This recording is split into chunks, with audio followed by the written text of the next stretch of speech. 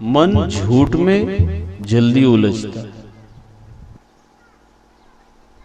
सत्य में ये उलझता नहीं, धीरे से निकल जाए सत्य में से, साइड से हिट जाता है और झूठ में फंस जाता है।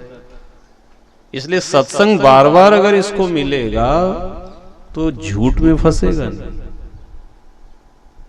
अब गैप ज्यादा हो जाती है, जब तक ये भरा जाए झूठ में, अब उसको भी निकालने में समय लगता है, क्योंकि तत्व ज्ञान की बातें, ये सच्ची सच्ची बातें, कई तो ऐसे अभागे हैं जिनको सुनने को भी नहीं मिलती। तत्व ज्ञान, ईश्वर की बातें सुनना और सुनाना दोनों कठिन है। इतनी आसानी से 10-12 साल में तो आया हूं मैं आमदेई गांव में, 10-12 साल लगभग पहले आया था। कितना सब समय बीत गया उसमें, और आज आप सबके बीच में बैठकर ऐसा लग रहा है जैसे कोई घर परिवार में आ जाता है ना, तो एक खुशी, एक उत्साह, एक परिवार के साथ बैठने का ये अवसर मिला है।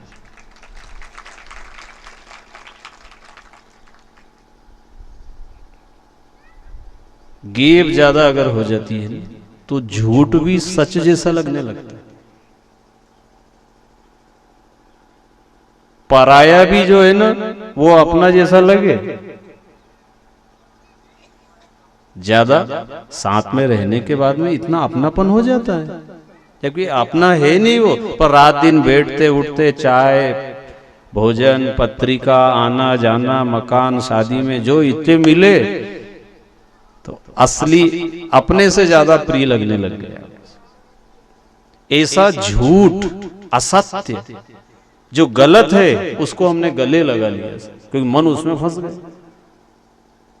इसलिए 88,000 ऋषियों ने कहा अगर सत्संग मनुष्य को मिल जाए, सच्ची बात अगर इसको सुनने को मिल गई, तो वो फिर रहता सभी के संग पर करता ना किंचित संग है।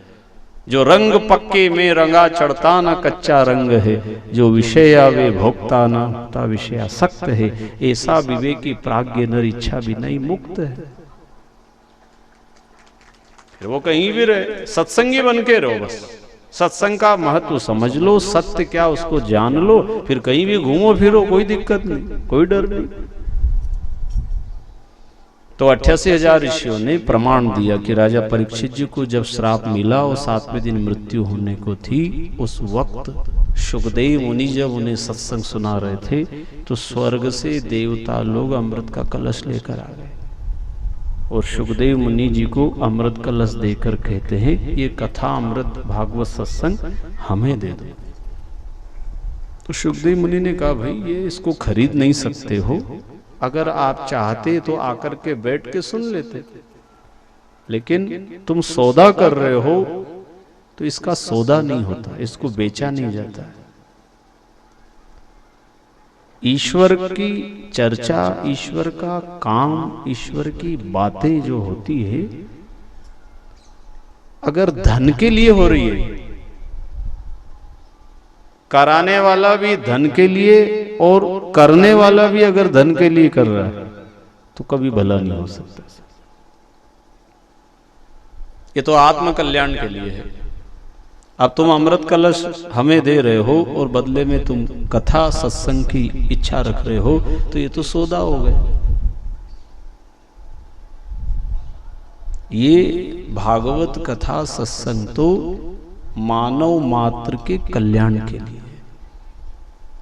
कि गरीब से गरीब भी कैसे सुखी रहे, बिना बेटा बेटी के, बिना मकान दुकान के, बिना पति के, बिना पत्नी के, बिना परिवार के, जिसका कोई भी नहीं है इस दुनिया में, वो कैसे सुख से जी ले। ये तो वो बात बताने की कथा है जिससे कि मानव मात्र का जीवन सुखी हो जाए। इस संसार में, घर में, परिवार में कितने लोग दुखी हैं। अगर वो सत्य को समझ जावे तो आज सुखी हो जाओ। इसलिए सत्संग जब जब भी कभी मिले तो अपना बड़ा सौभाग्य समझना चाहिए, क्योंकि देवताओं को ये सत्संग लाभ नहीं मिला। सुखदेव मुनि ने इनकार कर दिया, तुम सौदा करने आए हो, नहीं मिलेगा तुम।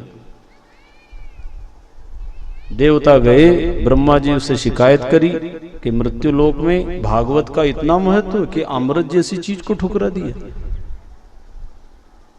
तो ब्रह्मा जी कहने लगे, देखते हैं आज पहला दिन है, क्या होता है, इस सत्संग का फायदा क्या होता है। तो आखिर में जब परीक्षित जी का मोक्ष हुआ तो ब्रह्मा जी ने भी घोषणा की कि संसार के अंदर मनुष्य, चाहे वो पढ़ा लिखा हो, अनपढ़ हो, गरीब हो, स्त्री हो, पुरुष हो, बच्चा हो, बूढ़ा हो, जो भागवत सत्संग श्रद्धा से नियम से अगर सुनता है, एक दिन ऐसा उसको तत्व ज्ञान की प्राप्ति हो जाएगी जो साधु संत महात्मा जंगलों में भूखा रह करके तप साधना करके पाते हैं, वो ज्ञान उनको सत्संग से ही मिल जाता है। एक समय आया सत्संग की आधी घड़ी और सुमिरन वर्ष 50 और वर्षा वर्षे 1 घड़ी और चरस फिरे 12 मास। सत्संग की तो आधी घड़ी भी मिल जाए ना तो असर करती है।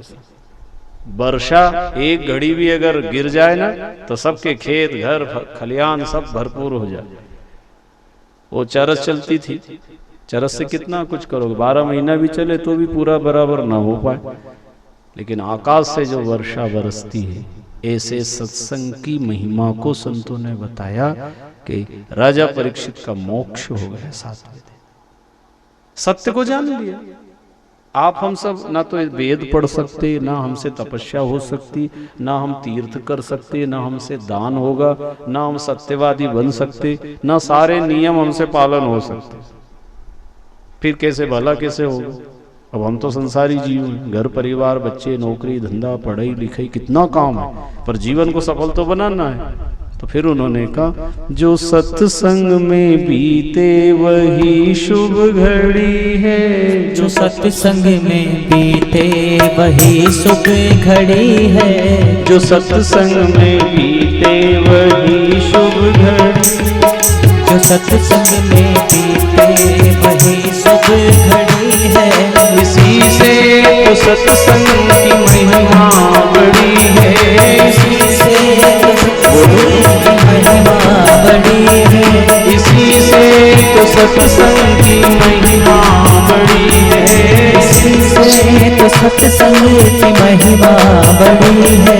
जो सत्संग में बीते वही शुभ घड़ी है, सत्संग में बीते वही शुभ घड़ी है, सत्संग में बीते वही शुभ घड़ी है, सत्संग में बीते वही शुभ घड़ी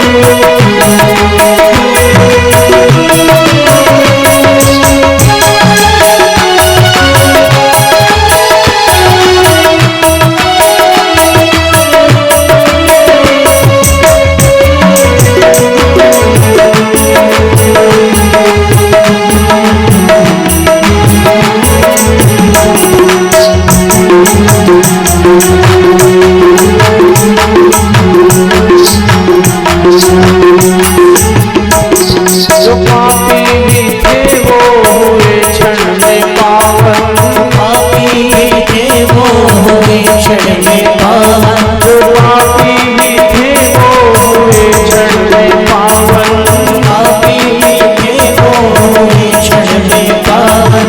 करोड़ों की नैया किनारे लगी है, करोड़ों की नैया किनारे लगी है, सत्संग में बीते वही शुभ घड़ी है, सत्संग में बीते वही शुभ घड़ी है, सत्संग